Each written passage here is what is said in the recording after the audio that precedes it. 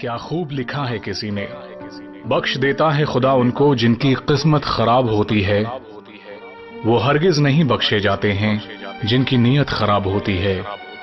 نہ میرا ایک ہوگا نہ تیرا لاکھ ہوگا، نہ تعریف تیری ہوگی نہ مذاق میرا ہوگا۔ غرور نہ کر شاہ شریر کا، میرا بھی خاک ہوگا تیرا بھی خاک ہوگا۔ زندگی بھر برانڈڈ کرنے والوں، یاد رکھنا کفن کا کوئی برانڈ نہیں ہوتا۔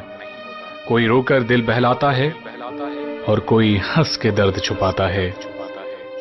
کیا کرامات ہے قدرت کا، زندہ انسان پانی میں ڈوب جاتا ہے اور مردہ تیر کر دکھاتا ہے۔